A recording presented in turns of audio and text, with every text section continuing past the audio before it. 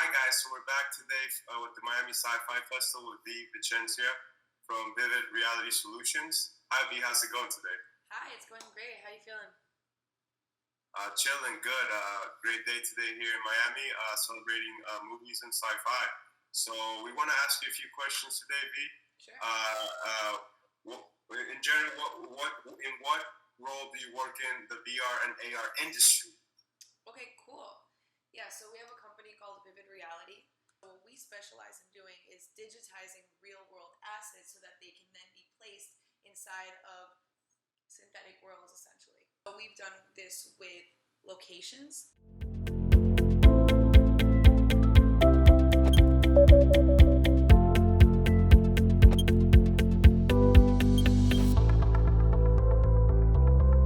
Just came out. This is the result. Let's go look at some objects. We've done this with sculptures, and we've done this with people.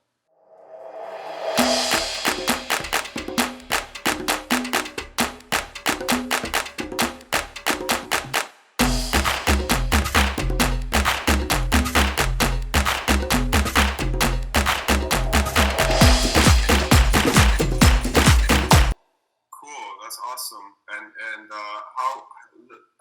how would this work, for example, with movies and importing these types of environments into movies? Yeah, for sure. I'm glad you asked.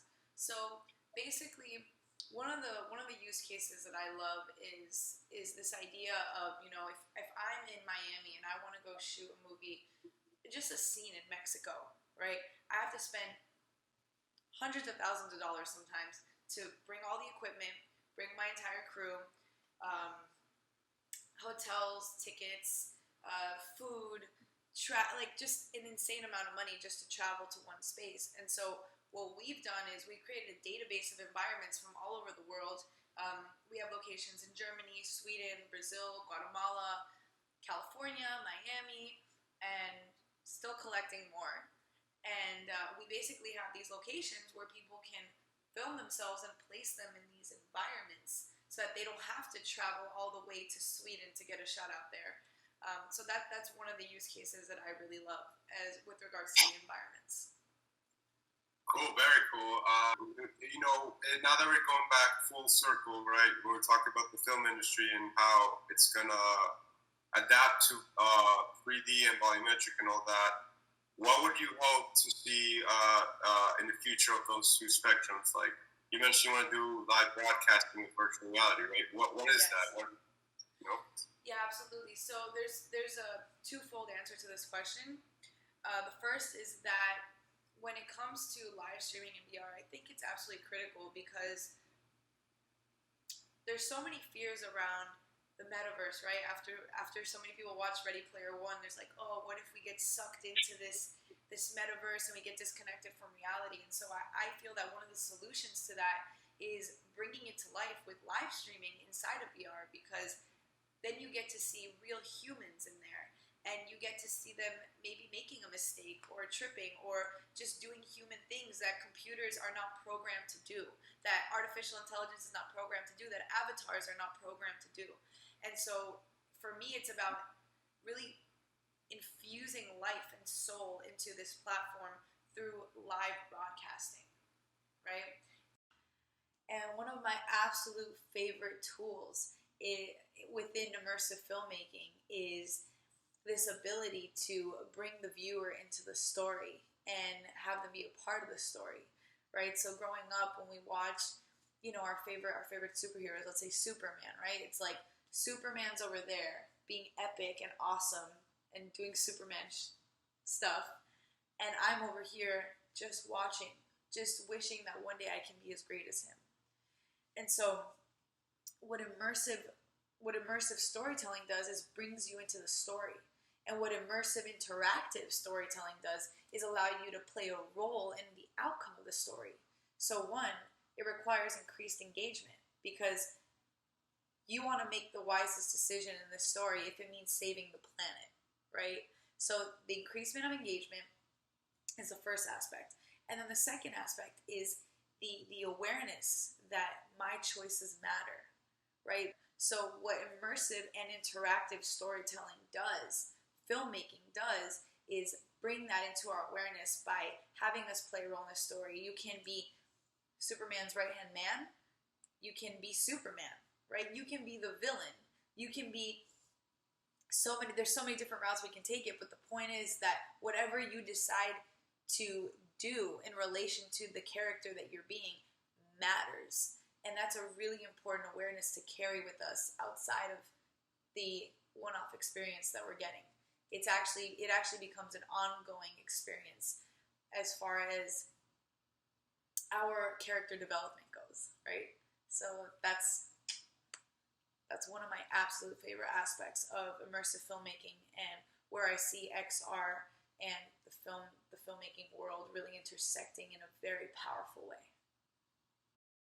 You know, we're here at the Miami Sci-Fi Festival. We're covering what all roles and what women are doing in tech particularly. In this case, we want to ask you about women in XR. Like, what is your experience with that? Does it even matter? And how do you want to see the industry be reshaped by it or influenced by that?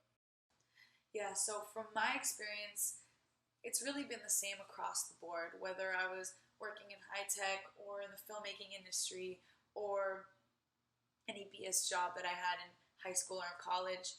The reality always boils down to three main things, and that's: who are you? Who's showing up to the party? What do you have to offer? And what is that worth? In your genuine assessment, a little bit of market research, what are you offering and what is that worth?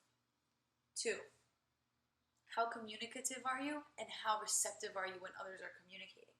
So we all have these amazing passion projects and ideas and visions that we want to see come to life. Knowing how to communicate those ideas, knowing when to communicate them, knowing how to listen to others when they're doing the same, and then also being open to a new brainchild being born out of all these different visions and dynamics and energies being in the same space. That's really important. And then the last one is your willingness to work. If you're willing to work, willing to listen and be heard, and know who you are and what your skill sets are, you are always going to find success in any dynamic that you place yourself in.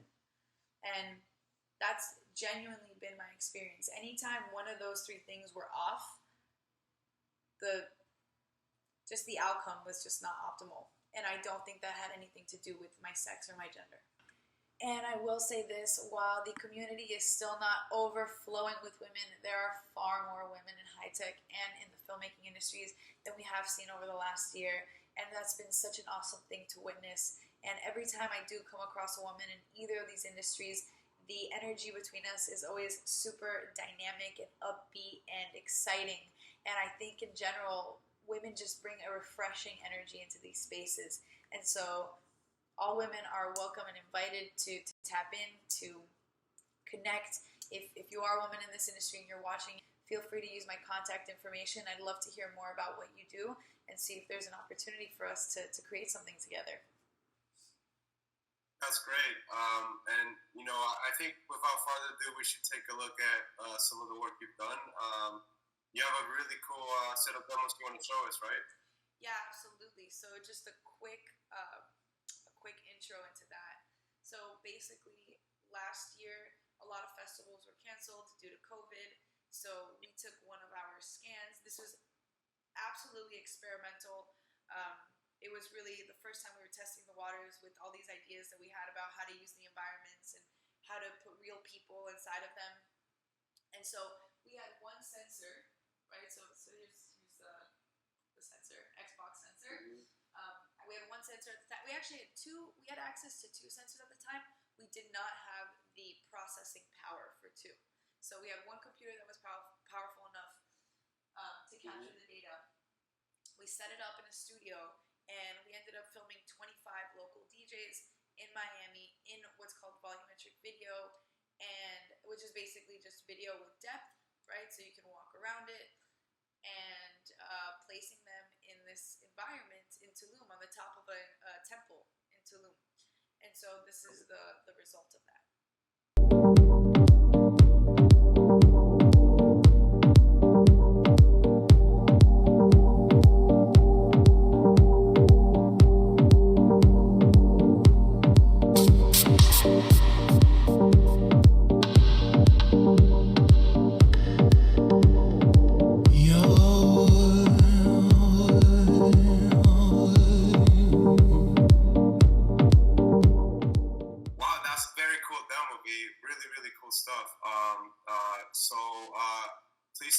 if there's anything else you want the audience to know.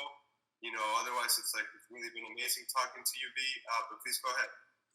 Yeah, it's been a great experience. I really enjoy it. I highly recommend that people look deeper into what's possible with this. It's definitely going to bring the movie industry into a space of greater interactivity and a greater immersion. And so I really look forward to just being a part of this movement and creating more content with all you amazing people. Awesome. Really good stuff. Definitely, B. And just as a fun question, what type of sci-fi environment would you want people to experience? Maybe like as a volumetric kind of concert. Ooh, that's a great question.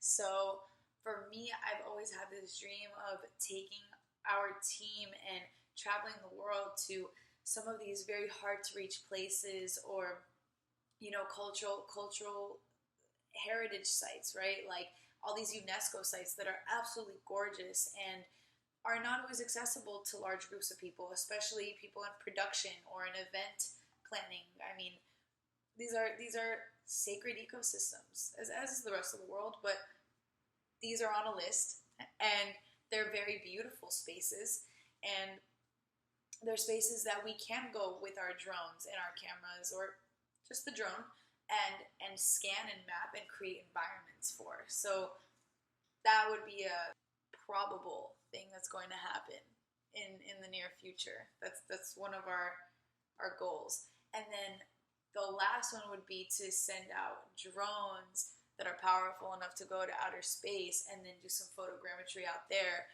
and capture some environments of other planets and bring those back to this planet and be able to meet up in Pluto or Mars or the sun. Imagine. But yeah, so just be able to bring those planetary environments to this world and get jiggy in one of those.